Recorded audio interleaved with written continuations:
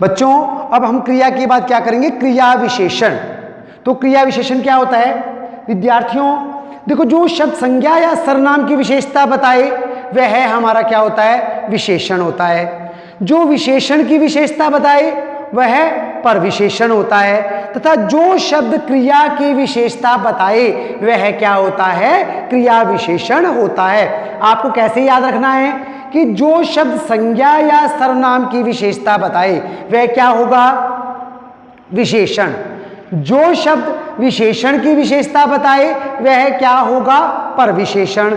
और जो शब्द क्रिया की विशेषता बताए वह क्या होगा, क्रिया विशेषण। जैसे वह बुद्धिमान बालक है।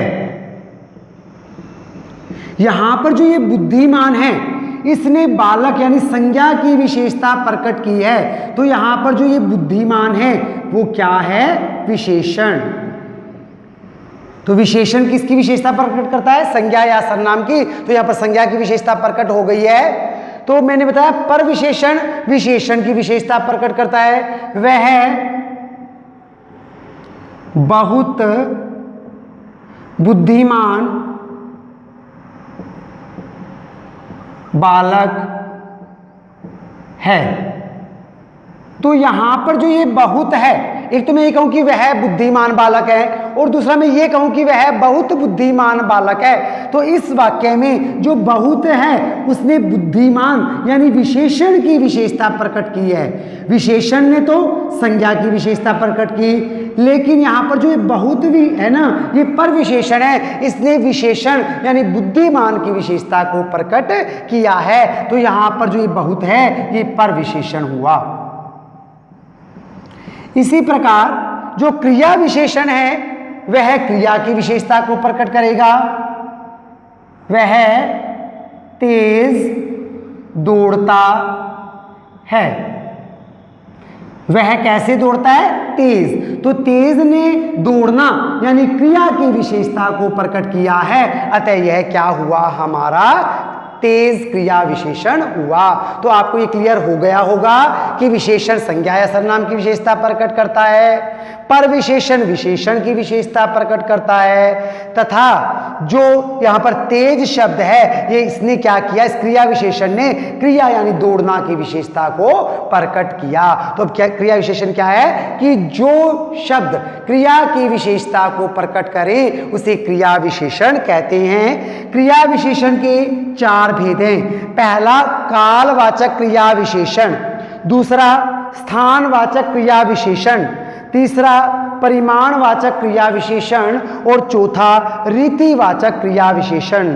देखो बच्चों, जो हम क्रिया करते हैं क्रिया के करने का कोई ना कोई समय तो होता है, जो हम क्रिया करते हैं उस क्रिया के करने का भी कोई ना कोई स्थान तो होता है। जो हम क्रिया करते हैं उसकी कुछ ना कुछ मात्रा तो होती है, कोई काम करते हैं, कोई काम ज्यादा करते हैं, कोई काम कम करते हैं, और जो क्रिया करते हैं, जो काम करते हैं उसका कोई ना कोई ढंग तो होता ही है। तो कालवाचक क्या होता है कि जो शब्द क्रिया के होने के समय का बोध कराए कि काम यानी क्रिया किस समय हो रही है। जैसे वह कल आया, वह कल आया, तो यहां पर आने की क्रिया हो रही है, तो वह कब आया, कल आया, यानी क्रिया के होने के समय का पता चला कि वह कब आया, कल आया। तो यह किसका उदाहरण हुआ, यह कालवाचक क्रिया विशेषण का उदाहरण हुआ। अर्थात जो शब्द क्रिया के होने के समय का बोध कराए उसे हम क्या कहेंगे, कालवाचक क्रिया विशेषण कहेंगे। तो बच्चों, जब आपको कालवाचक क्रिया विशेषण का पता लगाना है तो आप क्या करेंगे, क्रिया से पहले कब लगाकर प्रश्न करेंगे। अगर आपको उत्तर मिल जाए तो वह कालवाचक क्रिया विशेषण का उदाहरण होगा। जैसे वह कब आया, कल, बिल्कुल ठीक बताया आपने, कल, तो यहां पर उत्तर मिल गया। तो यह जो कल है यह है हमारा कालवाचक क्रिया विशेषण का उदाहरण है, यह है हमारा कालवाचक क्रिया विशेषण हुआ।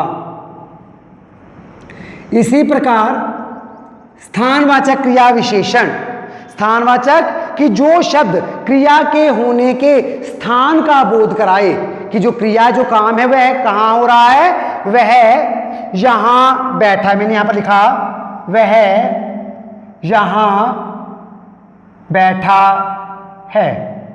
तो इस वाक्य में बैठना हमारी क्या है, क्रिया है। तो वह कहां बैठा है, यहां। तो यहां इसमें क्या हुआ, स्थानवाचक क्रिया विशेषण, कि बैठने के स्थान का पता चला है कि वह कहां बैठा है, यहां बैठा है। तो अगर आपको स्थानवाचक क्रिया विशेषण का पता लगाना है तो क्रिया से पहले कहां लगाकर प्रश्न करोगे। अगर उत्तर मिल जाता है तो वह स्थानवाचक क्रिया विशेषण का उदाहरण होगा।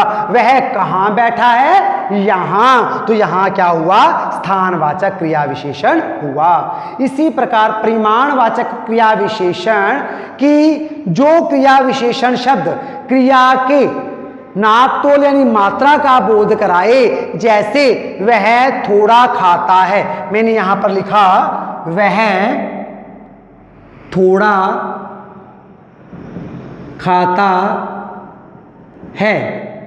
तो इस वाक्य में खाना क्रिया है, वह कितना खा रहा है, थोड़ा। तो जो ये थोड़ा हमारा क्या होगा, इसमें हमारा जो होगा ये परिमाणवाचक क्रिया विशेषण होगा। क्या होगा हमारा, ये परिमाणवाचक क्रिया विशेषण। तो बच्चों जब भी आपको परिमाणवाचक क्रिया विशेषण निकालना हो तो आप क्या करेंगे, क्रिया से पहले कितना शब्द का प्रयोग कर कर आप प्रश्न करेंगे। अगर आपको उत्तर मिलता है तो वह आपका परिमाणवाचक क्रिया विशेषण का उदाहरण होगा। वह कितना खाता है, थोड़ा। वह बहुत खाता है, वह कितना खाता है, बहुत। तो यहां पर उत्तर आपको मिल गया, तो यह परिमाणवाचक क्रिया विशेषण का उदाहरण है। उसी प्रकार चौथा हमारा रीतिवाचक क्रिया विशेषण। देखो आप कर्म करते हैं, हम भी कर्म करते हैं, हम सब लोग काम करते हैं, क्रिया करते हैं। तो हमारा क्रिया करने का कोई ना कोई ढंग होता है, कोई काम अच्छा करता है, कोई काम अच्छा नहीं करता। तो जो शब्द क्रिया के होने के ढंग का पता का बोध कराए, जिस शब्द से क्रिया के होने का पता चले कि उसके होने का ढंग क्या है, तो वह क्या कहलाएगी, रीतिवाचक क्रिया विशेषण कहलाएगा। जैसे वह धीरे धीरे चलता है, वह धीरे धीरे चलता है। इस वाक्य में बच्चों चलना क्रिया है, चलता है। तो वह कैसे चलता है, धीरे धीरे। तो ये रीतिवाचक क्रिया विशेषण का उदाहरण है। रीतिवाचक क्रिया विशेषण, इसने क्रिया यानी चलने के ढंग को बताया है कि वह कैसे चल रहा है, धीरे धीरे चल रहा है। अतः यह रीतिवाचक क्रिया विशेषण का उदाहरण है। जब भी आप कालवाचक क्रिया विशेषण को पता करना चाहेंगे तो आप क्या करेंगे, उसके लिए कब लगाकर प्रश्न करेंगे। क्रिया से पहले कब लगाएंगे, प्रश्न करेंगे। उत्तर मिल जाता है तो कालवाचक क्रिया विशेषण। अगर स्थानवाचक क्रिया विशेषण आपको पता लगाना है तो आप क्रिया से पहले कहाँ लगाकर प्रश्न करेंगे, उत्तर मिल जाता है तो स्थानवाचक क्रिया विशेषण। अगर आपको परिमाणवाचक क्रिया विशेषण का पता लगाना है तो क्रिया से पहले कितना लगाकर प्रश्न करेंगे, उत्तर मिल जाता है तो परिमाणवाचक क्रिया विशेषण। अगर रीतिवाचक क्रिया विशेषण का पता लगाना है तो क्रिया से पहले कैसे लगाकर आप प्रश्न करेंगे, उत्तर मिलता है तो वह आपका रीतिवाचक क्रिया विशेषण होगा। तो बच्चों उम्मीद करता हूं कि आपको ये सब जो मैंने आज करवाया समझ में आ गया होगा। अब हमारा संबंध बोधक, समुच्चय बोधक, विस्मयादि बोधक तथा निपात जो है वो रह गया है। यह हम अपनी अगली कक्षा के दौरान करेंगे।